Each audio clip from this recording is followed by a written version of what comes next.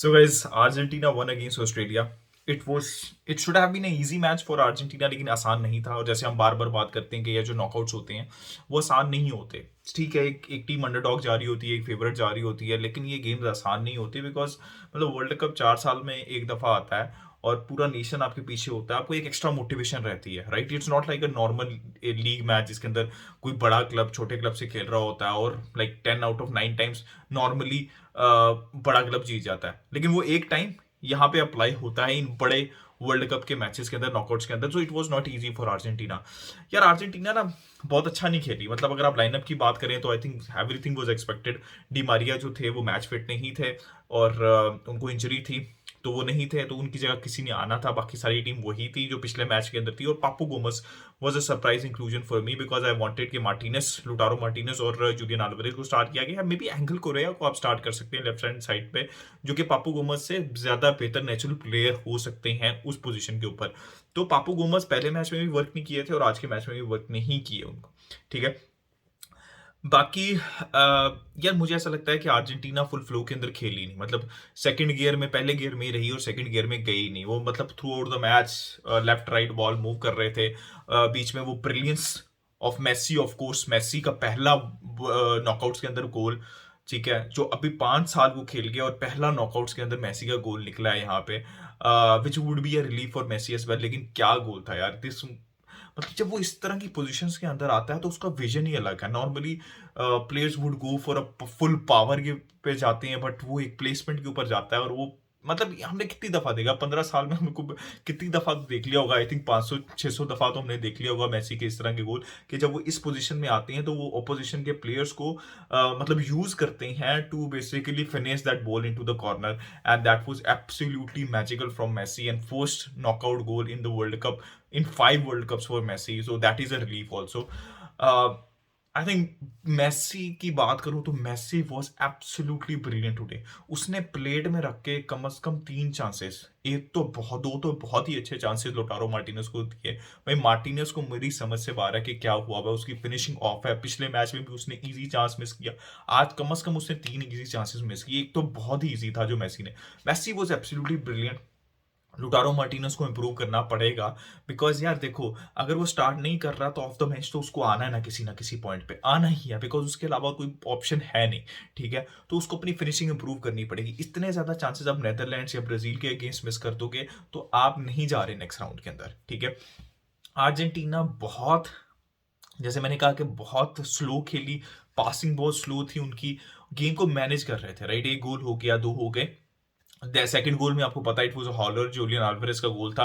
Keeper का मतलब हॉलर था, जिसके अंदर टिपॉल बहुत अंडररेटेड रहते हैं इस टीम के लिए, क्योंकि देखा जाता है सिर्फ गोल्स और असिस्ट में उनको, लेकिन उनके वर्क रेट को कंसीडर नहीं किया जाता। वो जो दूसरा गोल था दैट वाज एक्चुअली टिपॉल और जूलियन अल्वारेज का जो कलेक्टिव वर्क रेट था, उसकी वजह से कीपर अंडर प्रेशर आए और वो गोल निकला। तो डिपॉल को उतना क्रेडिट नहीं दिया जाता इतनी मिडफील्ड में जितना वो वर्क रेट प्रोवाइड करते हैं।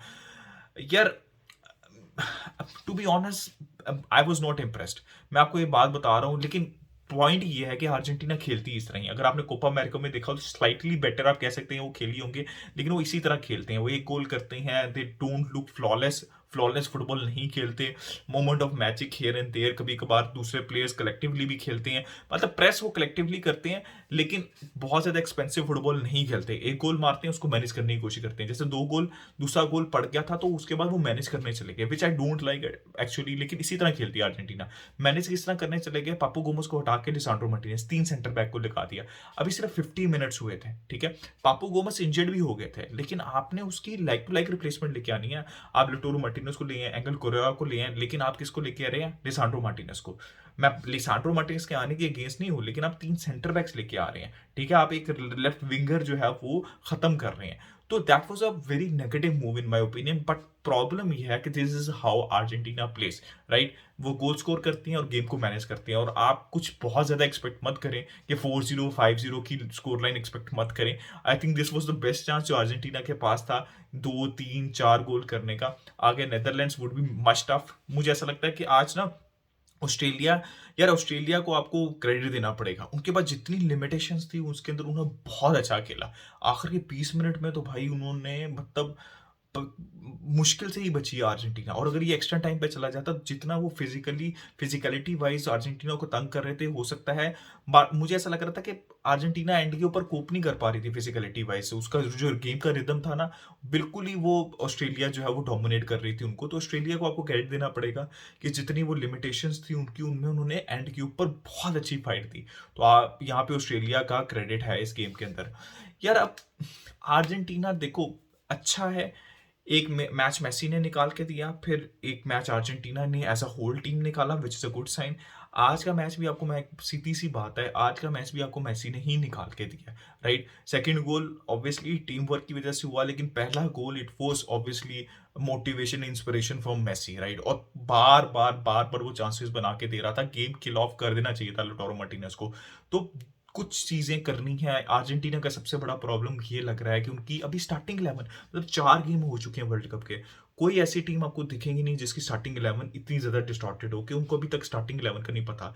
दे started from Depaul and paradise, ठीक है, और मैकलिस्टर, एंड नाउ अब कौन है, एंजो फर्नांडिस खेल रहे हैं, मैकलिस्टर खेल रहे हैं, डिपॉल खेल रहे हैं।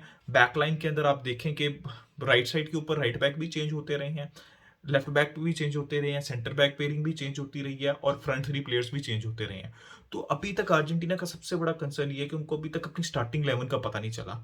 तो they have to sort things around, क्योंकि भाई जो उनकी जो क्वालिटी बहुत ज़्यादा है, क्लिनिकल बहुत है नेदरलैंड्स की टीम। सो क्वार्टर फाइनल्स नेदरलैंड्स के अगेंस्ट हैं, they have Depay, they have Gakpo, उनके पास बर्गवाइन है, उनके पास पेस है, उनके पास क्वालिटी है, उनके पास मिडफील्ड है, उनके पास सेंटर बैक्स हैं बहुत बेहतरीन।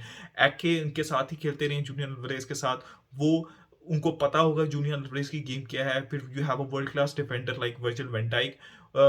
तो इट्स नॉट गुड। डमफ्रीज ने, आपने डमफ्रीज का लास्ट गेम देखा, मतलब अगर आप उनको अटैकिंग वाइज डमफ्रीज को भी आप वहां पे इंक्लूड कर लें, तो it will not be easy. आप इतना लथार्जिक तरीके से फर्स्ट गियर के अंदर फुटबॉल नहीं खेल सकते। ऑस्ट्रेलिया के अगेंस्ट चल के आपने मैनेज कर लिया, वेल एंड गुड, लेकिन इस तरह की फुटबॉल खेल के आपको, जो पिछला मैच था पोलैंड के अगेंस्ट, आपको उस तरह की परफॉर्मेंस दिखानी पड़ेगी नेदरलैंड्स। आपको इंटेंसिटी अपनी थोड़ी सी, आपको सेकंड थर्ड गियर के अंदर जाना पड़ेगा, बॉल को तेज मूव करना पड़ेगा, और आपको अपने चांसेस लेने पड़ेंगे, राइट। हर दिन मेसी का इस तरह का दिन नहीं होगा जिस तरह वो ये गोल मार देगा। तो आपको अपने चांसेस लेने पड़ेंगे, और आपको एज अ टीम वर्क करना पड़ेगा, और मैनेजर को, स्क्लूनी को, जो स्टार्टिंग 11 है वो सॉर्ट आउट करनी पड़ेगी अर्जेंटीना के लिए। नंदरलेस भाई, I think it was 1000 game for Messi. Messi was brilliant today. I think he was the best player on the pitch for me. I think he was the best player on the pitch, and amazing goal. But Argentina has to improve भाई। But at the same time इसी तरह Copa America भी जीते थे ये। Let's see कि क्या Netherlands के गेम के अंदर क्या होता है। So guys, this was my opinion, और Argentina won, and let's see के क्वार्टर फाइनल्स के अंदर क्या होता है। अपना ओपिनियन दें कमेंट सेक्शन में, लाइक करें, सब्सक्राइब करें, शेयर करें। Keep enjoying football. Until next time, से गुड बाय फ्रॉम